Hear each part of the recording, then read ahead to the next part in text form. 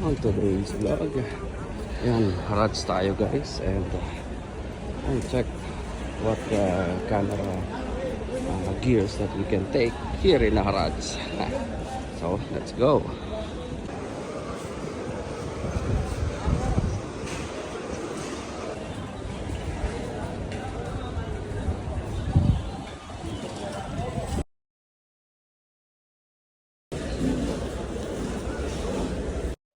Yun, jackpot tayo ng dalawang bag dito na low pro. Oh, sorry. Meron tayong low pro, Rover Pro 35L. Ayan.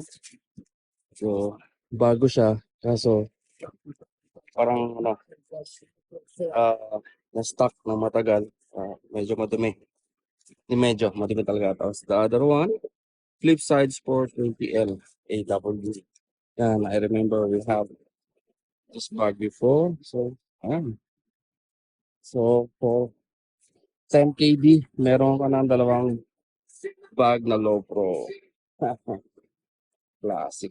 So, yan. It's good, ano lang, good take tayo ngayon. We have a 2 low pro bag. So, that's today's vlog.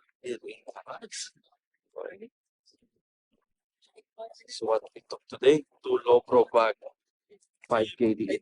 So, how much the price? Let's try. And this the bags that we take today. So let's say brand new, but I think it's still need a little bit clean. And it's low pro, Rover Pro 35L AW. And the other one is also we have this before. So yeah, it's a low pro flip side Sport 20L AW. Yeah, so our bags for today are picked up from Harrods. Again, this is not a used bag. It's brand new, but it's old stock or yeah. So we need to clean up. So yeah, this is our pickup for today's thrift market. Yun, so this is the bag that we got from Ukay Ukay guys. Yan. Low pro flip side Sport 20L AW.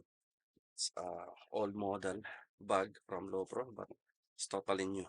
I mean, it's I think this is old stock or dead stock from a store shop. So, yeah, it's a nice backpack.